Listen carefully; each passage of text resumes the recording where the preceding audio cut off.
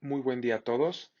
Agradezco a la mesa directiva de la Sociedad de Gastroenterología del Estado de Hidalgo por haberme invitado a participar con esta presentación para ustedes. Además, a los organizadores, la doctora Ruiz, el doctor Medina y el doctor Contreras por invitarme a participar. Me toca revisar con ustedes las actualidades en el manejo de la enfermedad por reflujo gastroesofágico refractario. Para comenzar, me gustaría que revisemos la definición de reflujo gastroesofágico. La enfermedad por reflujo gastroesofágico se define como una condición que se desarrolla cuando el regreso o el reflujo del contenido gástrico causa síntomas o signos molestos para el paciente y aparte esto puede causar complicaciones. Esta definición nos la da el Consenso de Montreal, donde hubo una reunión con un grupo de expertos y decidieron dar esta definición al reflujo. Además, definen la enfermedad por reflujo en dos grandes grupos: aquellos pacientes que tienen enfermedad por reflujo gastroesofágico y que tienen síndromes o síntomas esofágicos, como son los pacientes que no tienen daño en la mucosa esofágica, que son los pacientes con reflujo típico y dolor torácico no cardíaco. Este grupo de pacientes son aquellos grupos en los cuales nos enfrentamos que vienen por síntomas de reflujo al consultorio, realizamos una endoscopia y no hay daño en la mucosa. Típicamente estos pacientes tienen una pHmetría positiva. Aquellos pacientes que tienen daño en la mucosa esofágica, que son los que presentan esofagitis por reflujo, que se clasifica por Los Ángeles en grado B, A, B y C y D, siendo los grados C y D los graves y los grados A y B los leves. Estenosis por reflujo, esófago de Barrett, donde nos muestra un claro daño a la mucosa, una metaplasia intestinal ocasionada por la enfermedad por reflujo, y aquellos pacientes que tienen adenocarcinoma. Aparte, además de los pacientes que tienen síntomas o síndromes esofágicos, tenemos aquellos pacientes que tienen síndromes extraesofágicos, entre los cuales sabemos aquellas enfermedades que sí tienen asociación establecida. ¿Qué quiere decir esto? Que de manera científica se ha documentado que los síntomas pueden ser causados por la enfermedad por reflujo. En este grupo tenemos a los pacientes que tienen tos por reflujo, laringitis por reflujo, asma por reflujo o erosiones dentales. Y aquellos pacientes que no tienen que tienen una asociación propuesta y no establecida, que son aquellos pacientes con faringitis, sinusitis, fibrosis pulmonar idiopática y otras manifestaciones. Y bueno, cuando encontramos un paciente con enfermedad por reflujo, es muy importante conocer estos recuadros o esta nomenclatura. Aquel paciente que tiene síntomas típicos de reflujo, es decir, pirosis y regurgitación, y le realizamos un estudio endoscópico y encontramos esofagitis graves, o sea, grado C o D de Los Ángeles, con bastante seguridad podemos decir que este paciente tiene una enfermedad por reflujo gastroesofágica. Aquellos pacientes que tienen estenosis péptica o esófago de Barrett, también con bastante seguridad podemos decir que tienen reflujo sin necesidad de hacer más estudios o maniobras. Y aquellos pacientes que tienen esofagitis leves, grado A o B de Los Ángeles y sin lesiones en el esófago, no se puede descartar de manera concluyente la enfermedad por reflujo gastroesofágico. ¿Esto qué quiere decir? Que estos pacientes pueden o no tener enfermedad por reflujo gastroesofágico. Típicamente estos pacientes que les dije previamente que hacemos una endoscopía y no encontramos lesiones que nos den el diagnóstico de enfermedad por reflujo, tenemos que ir al siguiente paso, hacer los estudios de fisiología gastrointestinal, que son a los estudios que nos dedicamos los neurogastroenterólogos. Para ello tenemos la pechimetría con impedancia alámbrica, la pechimetría inalámbrica y la pechimetría convencional. Entonces, aquellos pacientes que tienen un tiempo de exposición normal e índices de síntomas negativos, podemos decir que estos pacientes tienen enfermedades funcionales. ¿Qué quiere decir esto? Que sus síntomas no están relacionados con enfermedad por reflujo. Hay otros pacientes que tienen unos índices de síntomas, un tiempo de exposición normal, índices de síntomas positivos. Estos pacientes tienen hipersensibilidad esofágica al ácido. Vale la pena destacar que estos dos grupos de pacientes que tienen el tiempo de pH negativo o índice de síntomas positivos, pero con tiempo de pH negativo, que es tal vez el dato más contundente o importante de la pHmetría, no los podemos clasificar como enfermedad por reflujo. Estos pacientes tienen trastornos funcionales esofágicos. Y tenemos aquellos pacientes que tienen un tiempo de exposición mayor a 6, que son pacientes que realmente tienen enfermedad por reflujo gastroesofágico, y estos pacientes se corrobora la enfermedad no erosiva. Entonces, en pocas palabras, ¿qué podemos decir? Para nosotros decir que un paciente tiene diagnóstico objetivo de enfermedad por reflujo, tiene que tener una endoscopía positiva. ¿Qué quiere decir esto? Esofagitis grado C o D de Los Ángeles y estenosis péptica o esófago de Barrett o una pechimetría con un tiempo de exposición mayor a 6. Todos aquellos pacientes que no cumplen esos criterios no tienen diagnóstico objetivo de reflujo. ¿Por qué insisto o me tardo mucho explicando cómo diagnosticar objetivamente reflujo? Pues porque para que un paciente pueda tener reflujo refractario es necesario tener corroborado de manera objetiva que en algún punto el paciente tuvo enfermedad por reflujo. ¿Qué quiere decir esto? Que el paciente en algún punto de su evolución tuvo que haber tenido esofagitis grado C o D de Los Ángeles, una estenosis péptica, esófago de Barrett o un tiempo de exposición mayor a 6. Estos pacientes, cuando están con un adecuado tratamiento con IBP o un adecuado tratamiento supresor y persisten con síntomas, son aquellos pacientes que pueden tener realmente reflujo refractario. Entonces, ¿qué hacemos con aquellos pacientes que tienen síntomas de refractarios de reflujo a pesar del IBP? Tenemos que hacer un estudio de pH-metría o una endoscopía, importantísimo. Y tal vez este es el dato más importante. A los pacientes el segundo estudio se debe hacer, o sea, la pH-metría o la endoscopía se debe hacer con terapia antisecretora con IBP a buena dosis. Si el paciente presenta daño esofágico a pesar del inhibidor de bomba de protones, este paciente tiene reflujo refractario o si tiene una pH-metría o manometría positiva. Si el paciente no tiene esto, pues podemos hablar de un paciente que tiene una enfermedad funcional o una sobreposición de un síndrome funcional esofágico con enfermedad por reflujo gastroesofágico. ¿Por qué soy tan insistente en esto? Porque bueno, para poder decir que un paciente tiene reflujo refractario, tiene que tener una primera endoscopía que corroboró reflujo o una pH-metría que corroboró reflujo. Se hace un segundo estudio, una endoscopía tomando inhibidor de bomba de protones y el paciente tiene que presentar esofagitis grado B, C o D de Los Ángeles. Si bien en este punto ya se incluye la esofagitis grado D como una prueba objetiva de que el paciente tiene reflujo refractario. Entonces, esofagitis grado B, C o D de Los Ángeles Barrett o estenosis péptica sobre IBP es un paciente que puede tener reflujo refractario. Un paciente que tiene esofagitis grado A de Los Ángeles o que no tiene lesiones puede tener una sobreposición.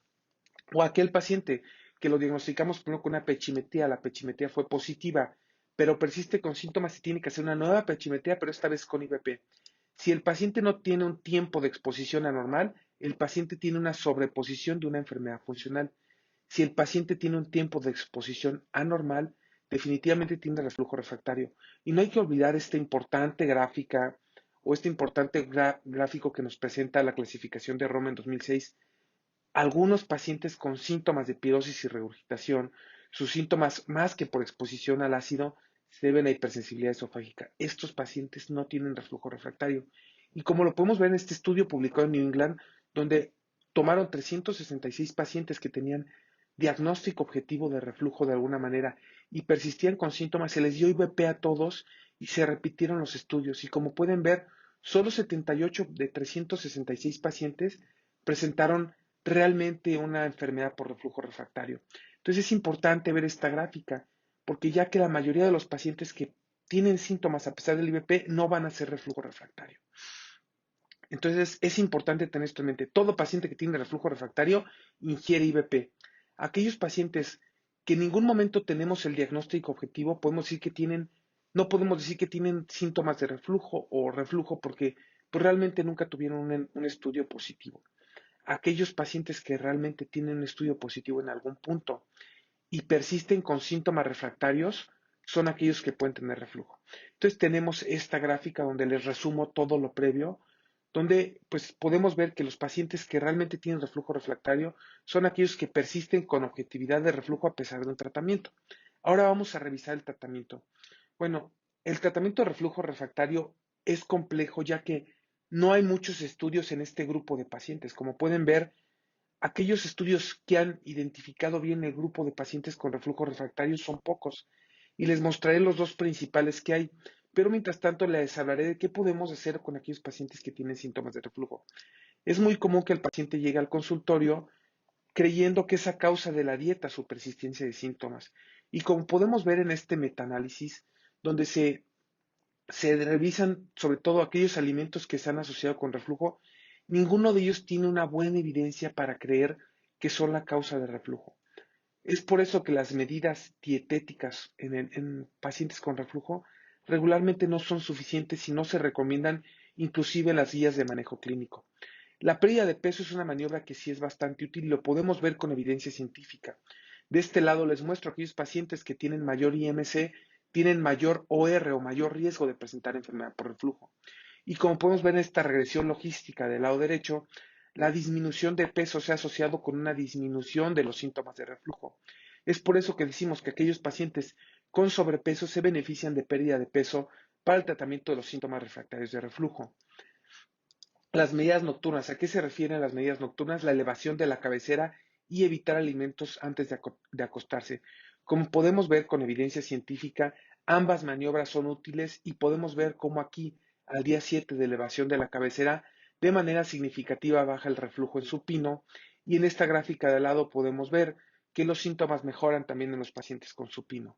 Y bueno, algo muy importante, aquellos pacientes que tienen síntomas de reflujo refractario pueden tener fuga ácida nocturna. Y todos hemos escuchado esta palabra, la fuga ácida nocturna, que se define como la disminución del pH mayor a 60 minutos gástrico, no esofágico, en un paciente que está tomando IVP 2 veces al día. Entonces, para esto se han estudiado los H2, los bloqueadores H2 como ranitidina, famotidina, aunados a los IVP de manera nocturna. Y podemos ver en estas gráficas de lado que de manera significativa los pacientes que toman IVPs o que toman inhibidores H2 de manera nocturna mejoran los síntomas de reflujo de manera significativa comparado con aquellos pacientes que no tienen. No solamente mejoran los síntomas nocturnos, sino los síntomas globales, mejora el sueño y la sintomatología durante la noche cuando se agregan H2. Ojo con los H2, causan taquifilaxia después del uso de varias semanas. ¿Qué quiere decir esto? Piden efecto. Además, recientemente tenemos estos estudios que no hay que olvidar que son asociación. Una asociación no significa necesariamente causalidad, pero estos estudios han asociado a los inhibidores H2 con cáncer. Por eso yo no aliento tanto su estudio. Y bueno, los PCABs, este sí es importante que nos detengamos. Son los bloqueadores competitivos de potasio que se han usado para el tratamiento de la enfermedad por reflujo. Estos medicamentos que hacen, pues inhiben, al igual que los IVPs, la secreción ácida del estómago, de una manera diferente, pero bueno, inhiben al final de cuentas la secreción ácida. Y como podemos ver, estos son más efectivos que todos los inhibidores de bomba de protones para la supresión del ácido. Y bueno, este estudio es muy interesante porque aquí son pacientes realmente refractarios. Si pueden ver, fueron 124 pacientes. De estos 124 pacientes los que realmente fueron refractarios, fueron esos pacientes 21, de los cuales 13 se quisieron someter al estudio. A estos 13 pacientes que hicieron, primero les dieron un medicamento y luego el otro, y se midieron las variantes como el tiempo de ácido gástrico menor de 4. Y como pueden ver, vonoprazan o el PICAP fue más efectivo, manteniendo mayor tiempo el ácido gástrico neutro, o bueno, mayor a 4, lo cual quiere decir que son más potentes para inhibir la secreción ácida. Estos medicamentos son prácticamente una gastrectomía farmacológica, como se ha dicho. Entonces, los PCABs tienen evidencia en reflujo refractario. No es un ensayo clínico aleatorizado, pero bueno, en estos pacientes que tenían realmente reflujo refractario, que quiere decir que persistían con enfermedad objetiva de reflujo a pesar del inhibidor de bomba de protones, cuando se les dio vonoprazan, mejoraron los síntomas y mejoró el tiempo de supresión del ácido gástrico. Respecto a los procinéticos, en términos prácticos, en ausencia de gastroparesia, los procinéticos no tienen un papel muy importante en reflujo. Sin embargo, aquellos pacientes que aparte de reflujo presentan síntomas de gastroparesia como llenura, saciedad temprana, dolor epigástrico, son útiles para el tratamiento de reflujo. Sobre todo mejoran la sintomatología de los pacientes, pero no mejoran la cicatrización comparado con los inhibidores de bomba o los H2. Entonces, objetivamente no son mejores, pero sí ayudan a los síntomas cuando se agregan. Y al prescribirse debe de tomarse siempre en cuenta que estos tienen efectos adversos, sobre todo cardiovasculares. Entonces, cuando a un paciente le prescribamos estos medicamentos, tenemos que tener cuidado con esto y también con los efectos del sistema nervioso central, sobre todo con los inhibidores de dopamina, que son muy famosos. Respecto a los alginatos, que podemos usar en aquellos pacientes que tienen síntomas refractarios, son muy buenos ya que estos producen una barrera que evita el reflujo del contenido gástrico hacia el esófago. Cuando los alginatos se comparan contra placebo, son mejor que el placebo, pero cuando los alginatos se comparan contra los IVPs o los H2, no son mejores que los IVPs o los H2, por lo cual podemos decir que los alginatos pueden usarse como un coadyuvante para el tratamiento de la enfermedad por reflujo refractario, nunca como terapia única. Y bueno, un punto que siempre me gusta tocar cuando hablamos de reflujo refractario. Hay que recordar que los inhibidores de bomba inhiben la secreción ácida, pero no mejoran el mecanismo fisiopatológico principal. Hay que recordar que el mecanismo fisiopatológico principal de la enfermedad por reflujo es una alteración de esta barrera antirreflujo. Y esta alteración de la barrera antirreflujo puede ser por una hernia diatal o por las famosas relajaciones transitorias del esfínter esofágico inferior, que son estas relajaciones que podemos ver en manometría, que no están relacionadas necesariamente con una deglución. Entonces, aquel paciente que tiene reflujo refractario, siempre hay que pensar que la barrera de reflujo puede estar alterada. Y bueno, aquí les muestro este estudio que se hizo con un medicamento que se llama baclofen. Este medicamento que hace disminuye las relajaciones transitorias del esfínter esofágico inferior. Y como podemos ver en este metaanálisis, el baclofeno en aquellos pacientes que tienen enfermedad por reflujo, disminuye el número de eventos de reflujo, la duración de los eventos de reflujo y la incidencia de relajaciones transitorias del esfínter esofágico inferior. Es por eso que este tratamiento se ha usado se ha propuesto para utilizar en aquellos pacientes con enfermedad por reflujo refractario. Ojo, el baclofeno tiene efectos adversos, como sedación. La mayoría de los pacientes lo suspenden por este efecto adverso. Entonces, actualmente no lo usamos muy comúnmente para aquellos pacientes con reflujo refractario. Y bueno, hablando de la hernia yatal, recuerden este estudio clásico donde a mayor tamaño de la hernia, mayor grado de esofagitis erosiva de los ángeles. Entonces, los pacientes con hernia yatal definitivamente son pacientes que pueden tener reflujo refractario debido a que esta hernia no permite una adecuada barrera antirreflujo. Y bueno, para arreglar la hernia tenemos varios procedimientos. Les voy a mostrar aquí el primero, que es esta funduplicatura endoscópica, que en algún punto tuvo una muy buena aceptación y se utilizó mucho en los pacientes. Y bueno, como pueden ver, los datos ya objetivos no fueron tan buenos, ya que la mayoría de los pacientes no presentaron muy buenos efectos y sobre todo cuando se midió el tiempo de exposición esofágica al ácido, la funduplicatura trasendoscópica no fue mejor que los tratamientos convencionales que tenemos y no fue mejor que la funduplicatura quirúrgica. Es por eso que actualmente está cayendo en desuso este procedimiento. Y respecto a LINX, que es este procedimiento donde se ponen unas cuentas magnéticas en el esfínter esofágico inferior. Estas se ponen por manera quirúrgica, las pone el cirujano, pues son útiles, sobre todo que es observado con este LINX. No hay diferencia en la calidad de vida y no hay diferencia en la disfagia posoperatoria comparado con la funduplicatura endoscópica. Sin embargo, los pacientes tienen mayor habilidad para vomitar, mayor habilidad para eructar y menos distensión y gas. Entonces, esta terapéutica sigue en estudio, parece ser prometedora, es como una funduplicatura, pero sin alterar tanto la anatomía. Solo se coloca estas cuentas magnéticas y como podemos ver, tiene menos efectos adversos que la funduplicatura y no hay diferencia significativa en la calidad de vida comparada con la funduplicatura, lo cual quiere decir que son igual de buenos. Y bueno, para finalizar, este estudio es muy importante, ya que son pacientes verdaderamente refractarios, y esta gráfica se las mostré al principio. Estos 78 pacientes se aleatorizaron a recibir cirugía o tratamiento médico. Y como podemos ver, la cirugía fue mejor para tratar a aquellos pacientes que tenían verdadero reflujo refractario. ¿Qué quiere decir esto? Que eran pacientes que a pesar del tratamiento con doble dosis de IVP persistían con esofagitis erosiva o una pH positiva. Estos pacientes parece que la cirugía es buena. Hay mucha discusión sobre este artículo por la selección de pacientes y todo, pero bueno, al final de cuentas son pacientes realmente refractarios los que responden mejor a la cirugía que a la terapia con medicamentos.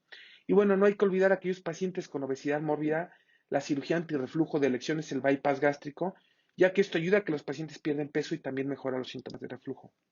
Entonces no olviden, aquel paciente que ustedes creen que tiene reflujo refractario, le tienen que pedir una pHimetría con medicamento. O sea, es aquel paciente que ustedes ya corroboran de alguna manera que tiene reflujo, tienen que pedir la pHimetría con medicamento.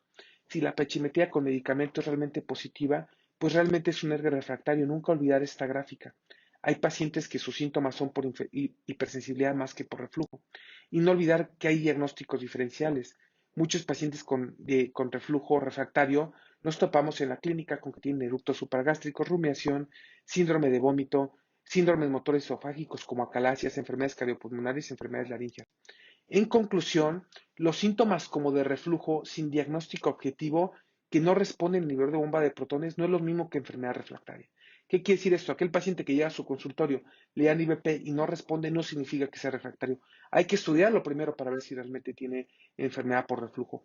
Aquellos pacientes con diagnóstico objetivo de reflujo que persisten con síntomas a pesar del tratamiento son aquellos pacientes que pueden ser verdaderos refractarios. Y para diagnosticar reflujo refractario son indispensables pruebas objetivas como la pechimetría o inclusive la endoscopía. Y los pacientes con reflujo refractario son buenos candidatos a los nuevos medicamentos como los PCABs y la cirugía. Muchas gracias por su atención. Estoy pendiente de sus preguntas.